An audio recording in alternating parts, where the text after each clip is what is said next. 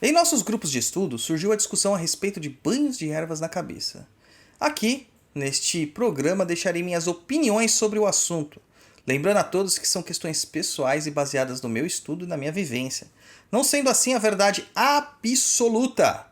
Então, se você ouvir este programa e se sentir à vontade, muito bem. Caso contrário, continue com a sua tradição. Olá, seja bem-vindo ao Pense Macumba. Eu sou o Douglas Rainha, dirigente da Tenda Espírita de Umbanda, Chão de Jorge do Templo de Quimbanda, Cova de Tiriri. Este programa foi pensado no meio de uma estrada, Campos de Ogum, enquanto eu estava dirigindo, percebendo que hoje quase ninguém tem tempo de ler textos.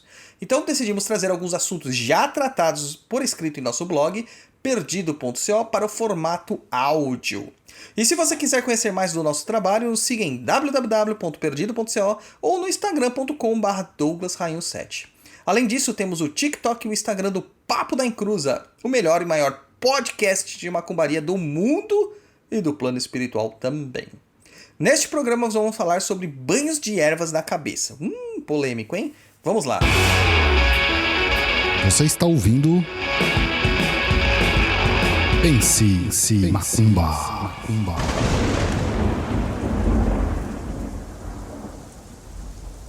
Para analisar essa questão, quero ser pragmático, pois sei que cada um tem sua vertente, sua filosofia e seu modo de pensar. Respeito isso como respeito a tudo que seja relativo à religiosidade pessoal, porém tocarei em questões que podem realmente agredir o íntimo e a certeza de cada um. Peço primeiramente para que não me levem a mal. Aliás, a recomendação de esvaziar o copo é importante para qualquer coisa falada em nossos programas ou escritas em nossos textos. O empirismo é algo sempre relacionado ao método científico. Mas você sabe exatamente o que é o empirismo? Vamos ver uma definição.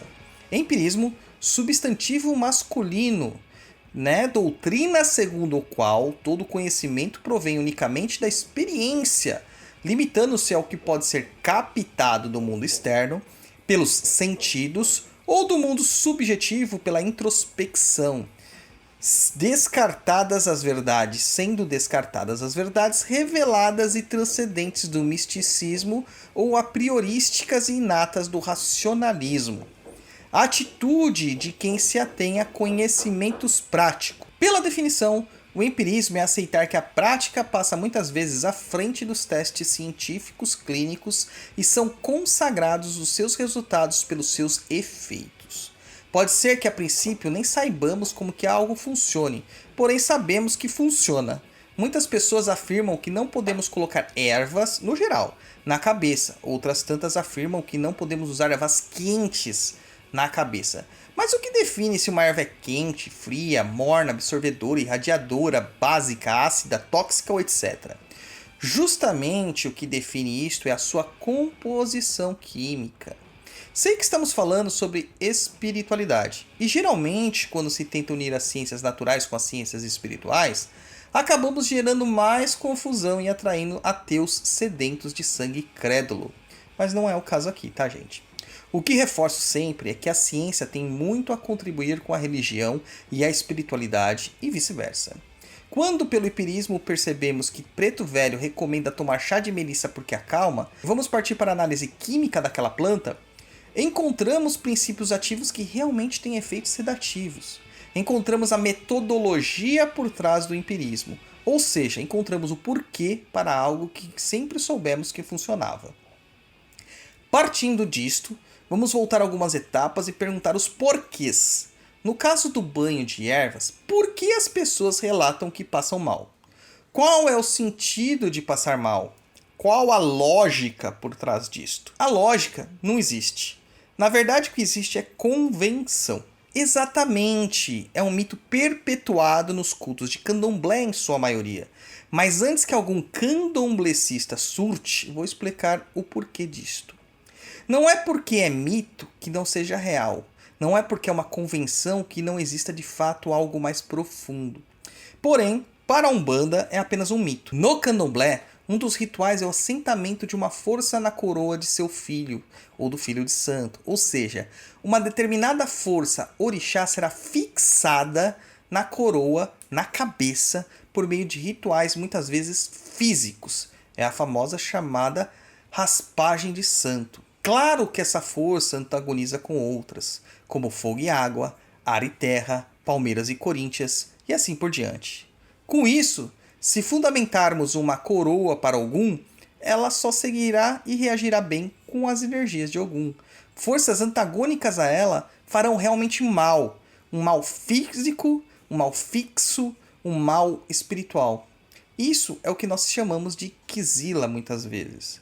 Mas veja, será que antes de assentar o Ori, antes de assentar o Orixá, haveria o mesmo problema? Olha, é algo a se pensar, não é? Na Umbanda, teoricamente não se existe feitura de cabeça. Logo, estaríamos livres dessas amarras energéticas. Agora a pergunta é, sabendo que isto é um fundamento de Candomblé, e eu pratico Umbanda, que é algo totalmente diferente, ainda assim existem ervas que não podem ir à cabeça? Sim, existem, mas o porquê é bem diferente do que foi exposto anteriormente. As ervas da Umbanda são vistas como concentradoras de forças naturais e estão à nossa disposição. A grande mágica que há por detrás dos fluxos positivos e energéticos das ervas é algo chamado de princípio ativo ou ativo principal. Dentre estes, podemos destacar os que são encontrados principalmente nos óleos voláteis ou óleos essenciais. Estes óleos são praticamente um caldeirão químico unido e que tem propriedades muito específicas para cada planta. Podemos até encontrar os mesmos como monoterpenos, princípios químicos ativos, em várias plantas, mas a sua combinação com outros ativos, e principalmente suas concentrações, dão a cada uma das ervas as características particulares delas. Lembra do chazinho de melissa do preto velho que nós falamos? Então, quimicamente há algo que provoca tranquilidade nos seus compostos. E adivinhe só, o preto velho e o caboclo sabiam disto. Apenas não chamavam eles de princípios ativos, porque eles possuíam uma visão empírica. Costumamos cair na cilada de achar que os guias são burros, assim como achamos que as civilizações antigas também o eram. Consideramos todos primitivos, porém esquecemos que eles sempre se utilizavam dessas energias e forças, e elas, nas maiorias das vezes, se provavam eficientes, mesmo em laboratório. Se no caso da melissa encontramos algo que faz a pessoa se calmar, pela lei hermética da correspondência, podemos afirmar que energeticamente ela fará o mesmo, ou seja, acalma a mente, então acalma o espírito também. Porém, dentro desses ativos, podemos encontrar diversos compostos fenólicos, cetônicos, alcaloides e etc., que são extremamente agressivos. Então, podemos supor que o contato desses ativos tóxicos e irritativos com a mucosa pode causar danos físicos e orgânicos, além do dano energético que há também. Justamente por isso, certas ervas dadas como quentes ou agressivas, que possuem componentes como estes, que são realmente agressivos, não podem ir na cabeça, pois ao se derramar da cabeça pode entrar em contato com as mucosas, boca, nariz, ouvidos, olhos, etc., e serem absorvidos para a corrente sanguínea de forma imediata. Mas toda esta polêmica começou com um banho de arruda e guiné. Estas duas plantas elas não causam danos se usadas externamente, pois sua quantidade não é suficiente para tal. Claro que não devemos usar 1 quilo de arruda, apenas alguns raminhos desta. Lembrando que a homeopatia, por exemplo, trabalha com o princípio do semelhante cura semelhante, levando acônito e cianeto em doses muito diluídas para combater o envenenamento causado por estes, por exemplo. E, gente, acônito e cianeto são venenos mortais. No caso da arruda e da guiné, elas serão usadas apenas no campo energético. Porém, no caso de outras plantas, realmente deve se evitar até em mínimas quantidades, como pimentas, comigo ninguém pode, espadas de São Jorge, as trombetas, os copos de leites, a famosa coroa de Cristo e todas as plantas com seiva leitosa. Mas a maior hipocrisia de todas é dizer que não se pode jogar nada na cabeça, sendo que usamos cosméticos e vários produtos capilares cheios destes princípios ativos. Muitos shampoos, condicionadores, matizadores, laques, gels, descolorantes, perfumes contêm óleos voláteis e também princípios ativos vegetais. Então por que o shampoo não causa agressão? porque de fato não é a erva que causa a agressão, com exceção das quimicamente agressivas. O que causa a agressão é a crença. Lembram da afirmação de Descartes? Cogito ergo sum? Ou seja, penso, logo existo. Isso também é válido para as criações mentais que produzimos ou formas pensamento. A mente manda e o resto da realidade obedece. Mais uma vez, usamos das leis herméticas para validar isso. Neste caso, a primeira lei, a lei do mentalismo. O todo é mente, o universo é mental. Os guias passam os banhos e preferimos acreditar mais nos problemas do que nas soluções. Então é que a coisa desanda nesse sentido. Lembre-se que não adianta só jogar a erva na cabeça. A gente tem que rezar a erva, prepará-la, conjurá-la, programá-la para que seja feita a nossa vontade.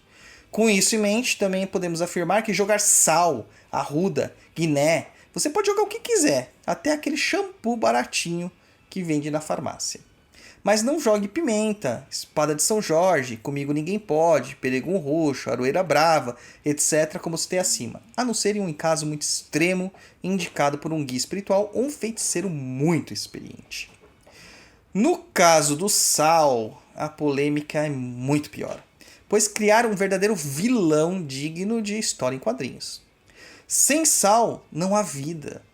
A maior parte dos nossos processos neuroquímicos é efetuado por meio de sais ou da troca de sais. Claro que tudo em excesso faz mal, inclusive a oração, pois gera fanatismo. Contudo, aqui a ciência é a nossa aliada. O sal grosso que você põe no seu banho não pode, mas o banho do mar pode. Aliás, vários banhos de mar, né, em um dia ou em um mês de férias. E ainda se justifica dizendo que é porque está na natureza e aí pode. Mais uma vez, gente, não é o sal que está na natureza. O sal continuará com o seu princípio de limpar todas as energias, boas e ruins. Mas é que estamos ali no meio de uma natureza sendo irradiados pelo sol. E logo estamos inundados de prana, chi, energia vital. Então o sal tira essas energias. E o prana disponibilizado pelo sol recupera as nossas energias benéficas.